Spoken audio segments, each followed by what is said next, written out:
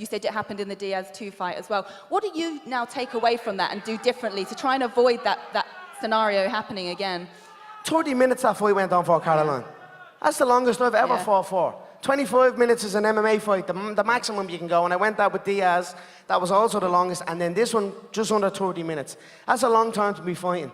That whole camp was built around getting to 12 rounds of fitness. Yeah. To get to the 12 rounds of cardio, it's not an easy thing to do to get to that level. You know what I mean? So I had to climb and climb and climb. Now, my coach will say what I was doing beforehand. Maybe I wasn't as dedicated as I could have been out of camp. But it's hard in the position, you know what I mean? I've already done it all. I'm already a two-weight world champion. I'm sitting on such a pile of everything, you know? It's a hard one to stay fully focused, so. Yeah. But I went in there and I gave it absolutely everything. My team gave it absolutely everything. That's it. I hold no regrets, you know? If I'd done it again, what I would do differently is I'd have pressure fighters coming at me. Okay. In the camp, we had fighters in the Philly shell, similar to the style that he always fights, or fighters against the ropes, but never fighters. Well, we did have fighters coming forward, like with that style, the way he eventually went, but that was only in the early rounds. Early rounds, I'm eating guys alive there. It's when I get tired, that's when I need to bring in that fresh body who's gonna sit on my chest and let shots fly. And if I'd done that alone would have made that the easiest fight in my life. Because make no mistake, Carl, up until like round 5, that was the easiest fight in my life. I could see everything he was throwing. I was cracking him easily. It was only when I started fading and he started leaning on me and started coming forward in that Mexican style that I started to fade. And that's it, so. That's what I would do differently. I'd have people come pressure me when I'm tired instead of early, so.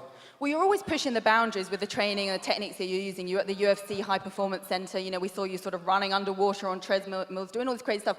Is there anything from this training camp that you can take into your UFC training camps now, sort of new skills that you learn? I built an incredible engine. Make no mistake about that. Although 30 minutes is, I went 25 minutes, I got into the best shape of my life. So I'm just gonna keep going with it. And then also know that, like in this camp, it was like round 1 to 8 was the fight.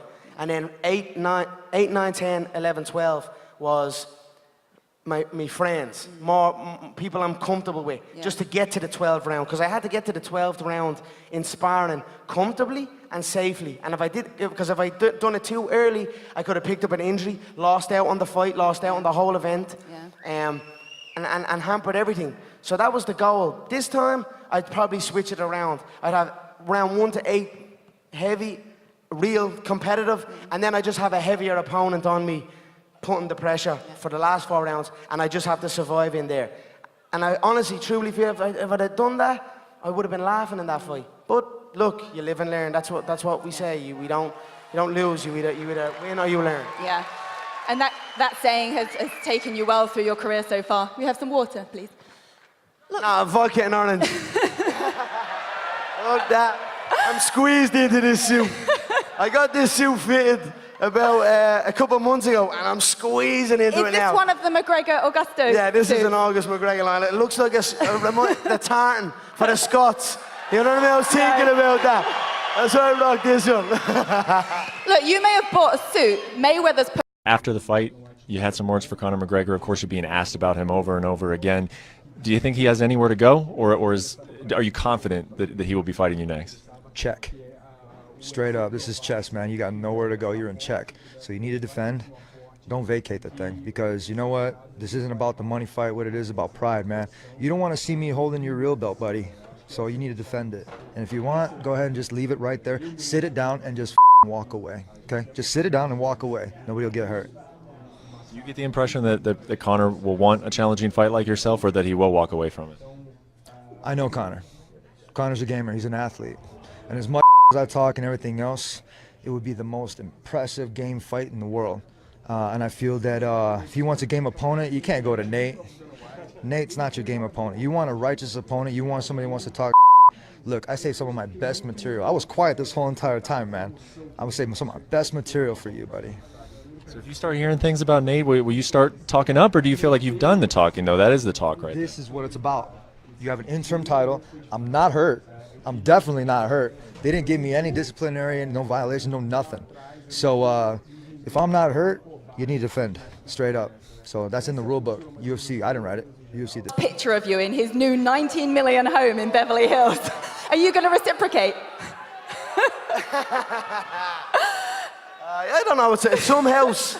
It's some house. What I noticed from it, fair play to him. It's some porch. It's a $26 million Beverly Hills mansion. But I'm thinking, that house purchase, the tax bill off this fight, the tax bill off the previous bill, and then his good investments, I could be getting a phone call anytime soon to go again, and I'd fucking love that. There's not out the question. There looked like there was a lot of respect between the two of you after the fight, and even in the build-up, you're enjoying yourself. I mean, if you look back at it now, what was the most memorable or enjoyable part of the whole experience, from the deal getting done, to the crazy press tour, to the fight week itself, and the aftermath? Cashing the check. Can you tell us what you did clear in the end? There was reportedly 100 million. Yeah, well, it's around that. We're still in the counting game. Some people are saying it's this, other people are saying it's that. You know, you get your show money, then you go, you gather all the other information, the gate, the pay-per-view, the sponsorship revenue, the merchandise sales. It's my first time as a promoter of an event. So it's my first time kind of diving into all of these things. So I'm building a nice little team of auditors to go in and make sure that all these numbers that people are telling me are correct. So right now we're in the counting game. Can you comprehend, though? Have you sort of sat there with your family, with Dee, and just said, this is a lot of money? I mean, what do we even do with this amount of money?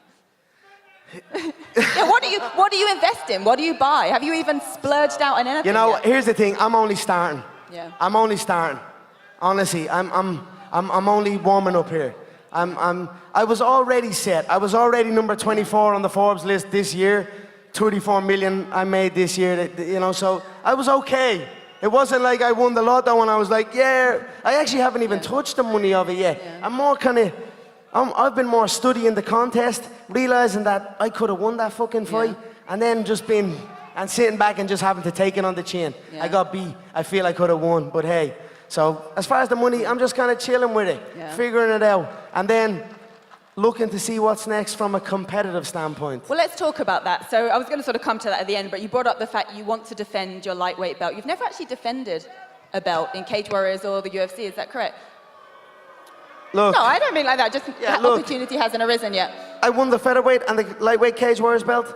Every fight is a fight. Every fight you're defending is a win and loss. Right now I'm sitting on a loss. That's where my fucking head is at. Although I was in a boxing fight and it wasn't a mixed martial arts fight, I'm sitting on a loss in my mind. So I'm just seeing what options are there. Yeah. An option, there's an interim belt on the line now. That's an option. Of course, the Nate Diaz trilogy.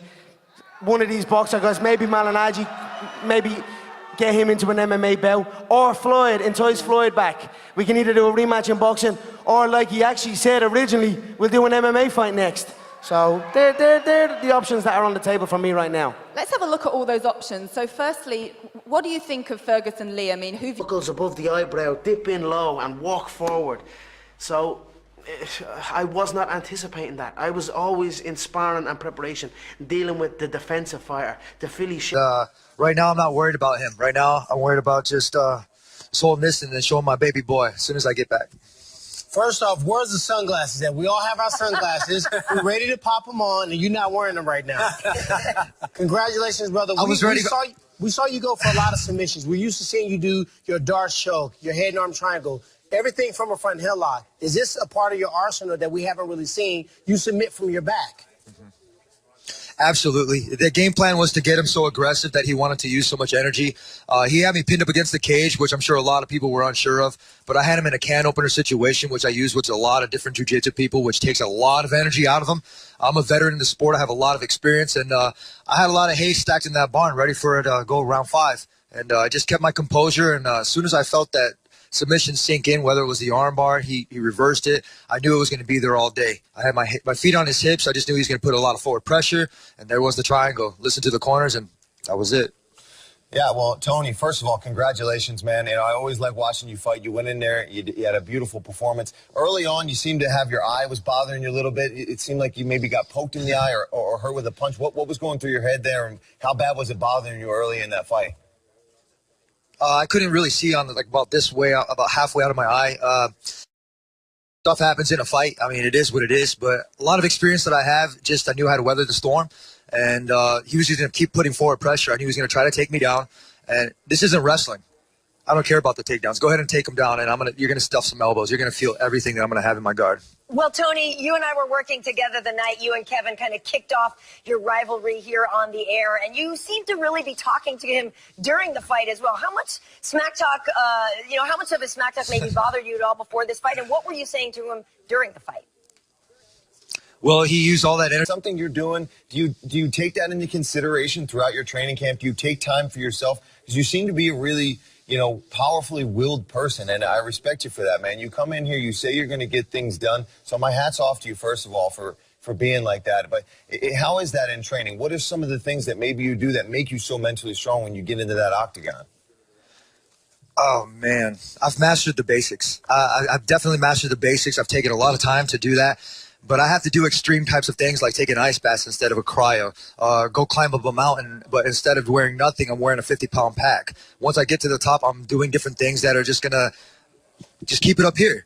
I have all the tools that I need. What did Bruce Lee say?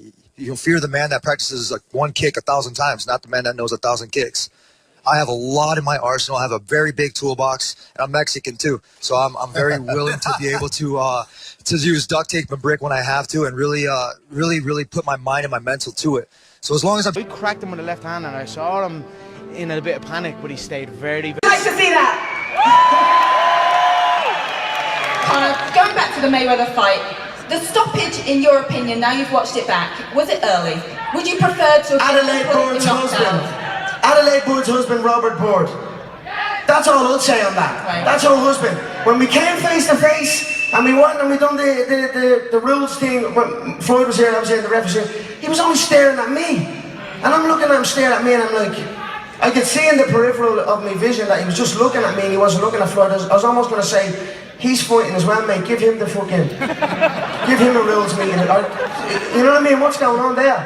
Every time we tied up, he literally wrestled me off him. So, I don't know, it is what it is. I knew I was not going to get a fair shake out there. I thought it was an early stoppage. How the fuck can you stop a fight when there was no knockdowns or nothing previous? The round before, I almost had him dropped. I hurt him to the body. The round before.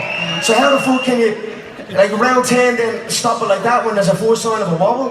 Nah, man, you've got to let these fights go on, so.